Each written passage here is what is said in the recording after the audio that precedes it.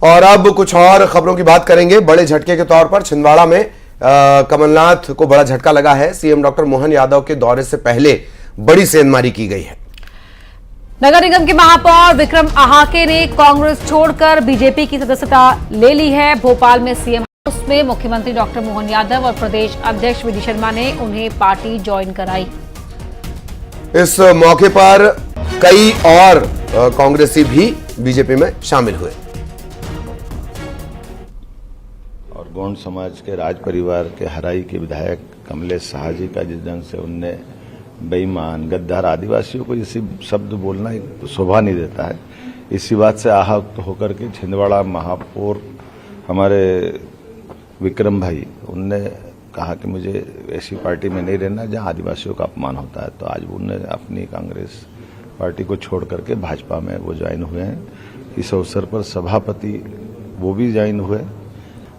महापौर और सभी लोगों से कहा कि छिंदवाड़ा के विकास में हम कोई कोर कसर बाकी नहीं रखेंगे। कई पार्षदगण भी सब मिल के आए। नए शहर के जिला अध्यक्ष, विधानसभाओं के प्रभारी, बहुत सारे लोग आए। मध्य प्रदेश में कांग्रेस का गढ़ कहे जाने वाले छिंदवाड़ा में पार्टी को बड़ा झटका लगा है। महापौर विक्रम आहाके अब बीजेपी में शामिल हो चुके हैं। अब से कुछ देर पहले ही सीएम हाउस में उन्हें खुद मुख्यमंत्री मोहन यादव ने भाजपा की सदस्यता दिलाई है। सैयद जफर भी उनके साथ हैं। कुछ दिन पहले सैयद जफर ने भी बीजेपी का दामन थामा था। क्या वजह है कि लगातार कांग्रेस में वहां टूट हो रही है और खासतौर पर आपको ऐसा निर्णय क्यों लेना पड़ा? राम मंदिर के आमंत्रण का ऑफर शहर से अस्वीकार किया कांग्रेस ने, इससे कहीं ना कहीं आहत है। दूसरी चीजें, आज प्रदेश में और देश में जो मोदी जी के, आदरणीय मोहन यादव जी की जो जन कल्याणकारी योजनाएं हैं उसको जमीन में पहुंचाने के लिए और छिंदवाड़ा इससे अछूता ना रहे, इसको लेकर आज हम भारतीय जनता पार्टी में शामिल हुए। कमलनाथ जी या नकुलनाथ जी से कोई नाराजगी है क्या? नहीं, कि वो दोनों हमेशा मेरे सम्मानीय थे, सम्मानीय हैं और हमेशा सम्मानीय रहेंगे। लेकिन अब हम मोदी जी के साथ जुड़ना चाहते हैं, विकास के साथ जुड़ना चाहते हैं और जो तमाम मूलभूत सुविधाएं छिंदवाड़ा की जनता को मिलनी चाहिए उसको लेकर निर्णय लिए। तो विक्रम आहाके हमारे साथ थे। बीजेपी का दामन इन्होंने थामा है और बीजेपी हो तो और तेजी से विकास होगा। मोदी जी की रीति नीति से प्रभावित होकर भाजपा में आए। वीडियो जर्नलिस्ट मोहसिन खान के साथ न्यूज़ 18 के लिए भोपाल से वासु चौधरी। तो छिंदवाड़ा महापौर विक्रम आहाके के बीजेपी ज्वाइन कर लेने पर कांग्रेस ने कड़ी प्रतिक्रिया दी है। कांग्रेस के प्रवक्ता अभिनव बरौलिया ने आरोप लगाया कि बीजेपी के लोग डराने धमकाने की राजनीति कर रहे हैं। क्या कहा, सुनाते हैं आपको। देखिए, भारतीय जनता पार्टी जो है वो एक ठगने वाली पार्टी, और ये पूरे जो ठग करने वाले लोग हैं ये एकत्रित हो गए हैं और लगातार डराने धमकाने की जो राजनीति कर रहे हैं उससे वो सोच रहे हैं कि हम जीत जाएंगे। लेकिन जो जनता है वो समझ रही है कि तो ये तमाम लोग जो हैं ये सिर्फ धंधा करने के लिए बैठे हैं, नफरत फैलाने के लिए बैठे हैं, तोड़ने के लिए बैठे हैं, जोड़ने की बात कभी नहीं करते हैं। तो किसी के आने से, किसी के जाने से किसी को कोई फर्क नहीं पड़ता है। और एक बहुत इधर पूर्व मुख्यमंत्री कमलनाथ ने बीजेपी पर बड़ा हमला बोला है। छिंदवाड़ा पर आक्रमण करना चाहती है BJP. Social media platform x पर यह पोस्ट किया है। उन्होंने साफ किया कि छिंदवाड़ा मेरे लिए कर्म भूमि और तपोभूमि है और बीजेपी इस पवित्र भूमि को रणभूमि बनाना चाहती है। छिंदवाड़ा अपने सम्मान से कोई गुस्ताखी बर्दाश्त नहीं करेगा। उन्हें जनता करारा जवाब देगी।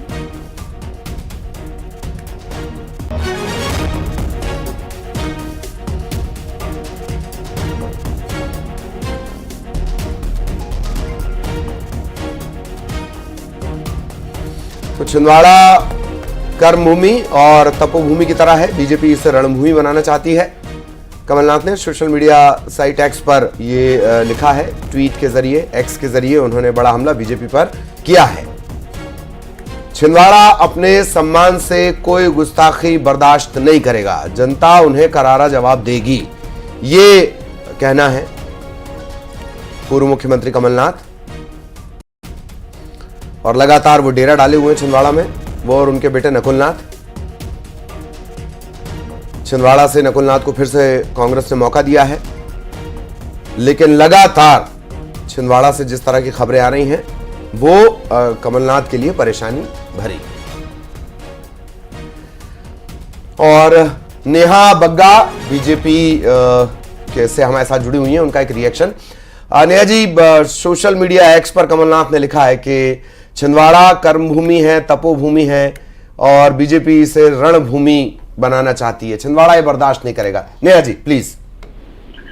देखिए, जिस डूबती जहाज में कांग्रेस के कार्यकर्ता नेतागण सवार थे, वो स्वयं को छोड़कर जाना चाहते हैं, क्योंकि वे जानते हैं कि कांग्रेस के पास नेता नहीं है, नीति नहीं है, एक ही व्यक्ति, और जो परिवारवाद जिस तरीके से हावी है, चाहे इनके केंद्रीय नेतृत्व में या छिंदवाड़ा में, तो वो जिस तरीके से अपनी अनदेखी को देखते आए हैं इतने समय से, वो निर्णय ले रहे हैं। नेहा जी, ये समझ आता है कि वो कार्यकर्ता अपनी पार्टी के अंदर उपेक्षित हो रहे थे, उनके पास नेता, नीति, नियत कुछ नहीं है, जैसा कि आपने कहा, लेकिन बीजेपी को उनकी आवश्यकता क्यों है? पार्टी के विचारधारा से जो भी प्रभावित होकर भारतीय जनता पार्टी में आना चाहता है, वो खुले दिल से बड़े मन से उनको स्वीकार करती है। और क्यों नहीं, अगर प्रधानमंत्री जी एक बड़े लक्ष्य को लेकर चले हैं और राष्ट्र के स्वाभिमान के लिए, राष्ट्र की उन्नति के लिए, सर्वांगीण विकास के लिए निरंतर काम कर रहे हैं, तो कोई भी व्यक्ति जो आना चाहता है उसका स्वागत है। आप देखिए कि महापौर जी जो छिंदवाड़ा महापौर छोड़कर आए हैं, उनको तो खुद केंद्रीय नेतृत्व पसंद करता था, चाहे राहुल गांधी हो चाहे प्रियंका गांधी हो, पर जब कार्यकर्ता, यहाँ का स्थानीय लोग जो है वो केंद्रीय नेतृत्व को पसंद नहीं कर रहे, तो उसमें क्या कीजिएगा। जी जी जी, भूपेंद्र जी भी हमारे साथ जुड़े हुए, उनका भी एक रिएक्शन देंगे। भूपेंद्र जी, एक ट्वीट किया है अभी कमलनाथ जी ने, छिंदवाड़ा अपने सम्मान से गुस्ताखी बर्दाश्त नहीं करेगा और छिंदवाड़ा मेरे लिए कर्मभूमि तपोभूमि है, बीजेपी इसे रणभूमि बनाना चाहती है। सबसे पहले आपका रिएक्शन, इसके साथ ही विक्रम आहाके भी बीजेपी में शामिल हो गए। जी प्लीज। भारतीय जनता पार्टी ने पूरे देश को रणभूमि बना दिया है और जिस तरह की तोड़ फोड़ मार काट के कर रहे हैं, आप कल्पना तो कीजिए, प्रतापगढ़ में लश्कर तैयबा के जी, जिसे एक तक आतंकवादी कहते थे, उसको इन्होंने भाजपा ज्वाइन करा दिए जी। तो ये भारतीय जनता पार्टी इस तरह के लोगों को जो है भारतीय जनता पार्टी में शामिल करके, और ये देश के सामने कौन सा चरित्र पेश कर रहे हैं जी, इस बात के जवाब देना चाहिए। आज जो है ये जो लोग 163 सीटें लेके मध्य प्रदेश में बैठे हुए हैं, अगर वो इतनी जो है नेता से तोड़फोड़ कर रहे हैं राजनीतिक दलों में जी, तो इसका मतलब है कि उनकी आस्था ना तो चुनाव में है ना लोकतंत्र में है।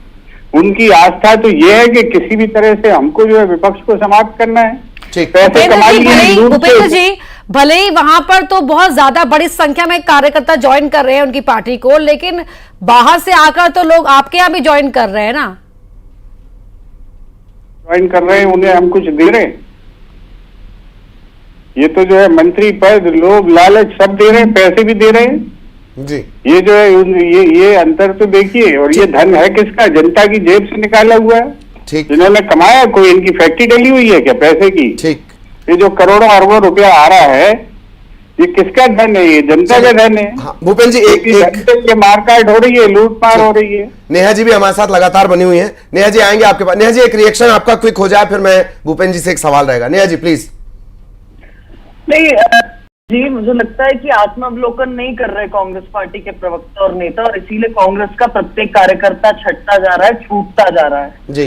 आज 15 से अधिक तो मुख्यमंत्री छोड़कर जा चुके हैं। क्या भारतीय जनता पार्टी जिम्मेदार है? केंद्रीय मंत्री छोड़कर चले गए, और कोई किसी दल में गया, कोई किसी दल में गया। क्या उसके लिए अच्छा, ये संयोग है या प्रयोग है नेहा जी कि पहले ईडी, आईटी इन सब का एक ऑपरेशन होता और अचानक से हृदय परिवर्तन होता? कई जगह संयोग लगा ऐसा। नेहा जी, बहुत है आपका प्रश्न, और मैं तो धन्यवाद करती हूँ कि आपने ये प्रश्न पूछा। जब इन लोगों पे आरोप लगते थे पॉलिटिकल दृष्टि से, तो यही कांग्रेस पार्टी के प्रवक्ता और यही कांग्रेस पार्टी के नेता कहते थे कि पाक साफ है।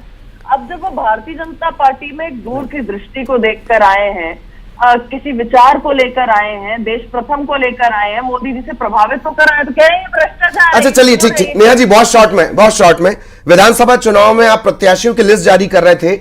एक लिस्ट थी मेरे ख्याल से तीसरे नंबर की, उसमें बट्टी की बेटी को आपने मौका दिया, और अब अचानक से स्थितियां पलट गई, शायद उनकी जरूरत नहीं रही, अब तो कमलेश ही आ गए आपकी पार्टी में। नेहा जी, देखिए, जरूरत भारतीय जनता पार्टी को अपने प्रत्येक कार्यकर्ता की है। हाँ। और इसीलिए कहा भी जाता है भाजपा के लिए कि प्रत्येक कार्यकर्ता के लिए काम, लक्ष्य के हिसाब से कार्यकर्ताओं का इस्तेमाल करेंगे। यानी कि बहुत शुक्रिया आपका हमसे बातचीत करने के लिए। भूपेंद्र जी, उनका भी धन्यवाद, वो भी हमारे साथ जुड़े हुए थे।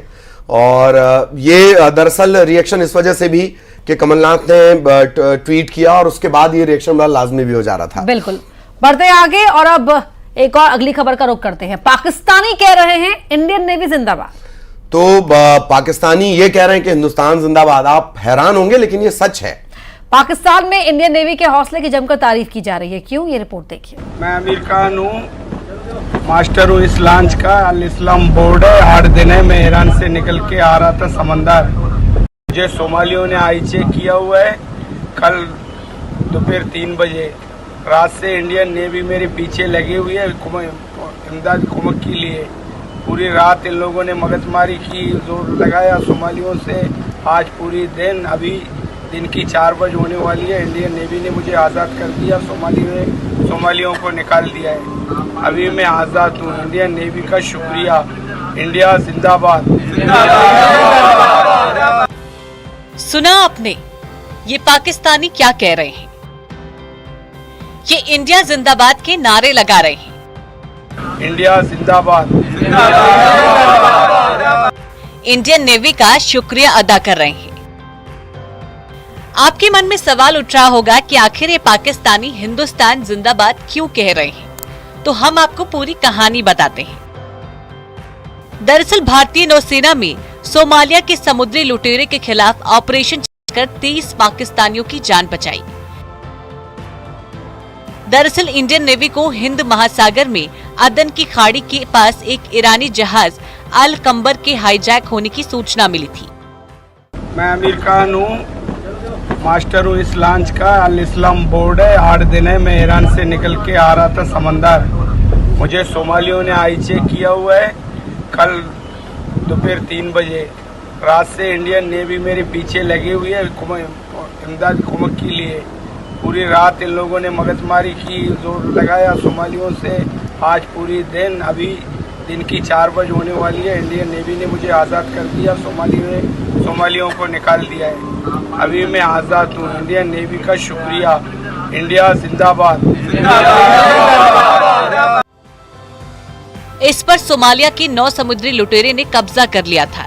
हाईजैक का अलर्ट मिलते ही भारतीय नौसेना ने अपने युद्धपोत INS सुमेधा को ईरानी जहाज को रोकने के लिए रवाना कर दिया। इसके बाद दूसरे युद्धपोत INS त्रिशूल को मदद के लिए भेजा गया।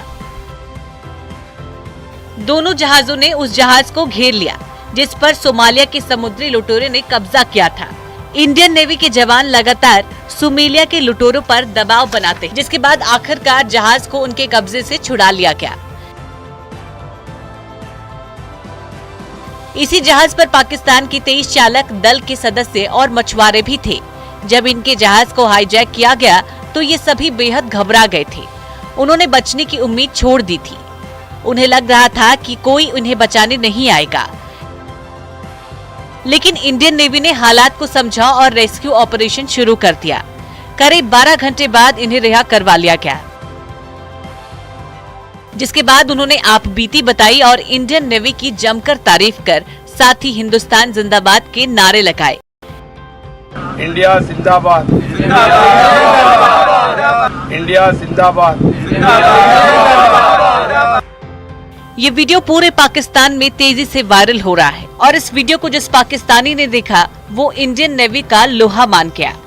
पिछले कुछ वक्त में इंडियन नेवी ऐसे 4 बड़े ऑपरेशंस को अंजाम दे चुकी है और समुद्र में फंसे लोगों की मदद कर चुकी है। ये हिंदुस्तान की बढ़ती ताकत को दिखाता है। Bureau report, news 18। पूरी रात इन लोगों ने मगजमारी की, जोर लगाया। तो और यहाँ रुक रहे एक छोटे से ब्रेक के लिए, खबरें लगातार जारी है। नमस्कार।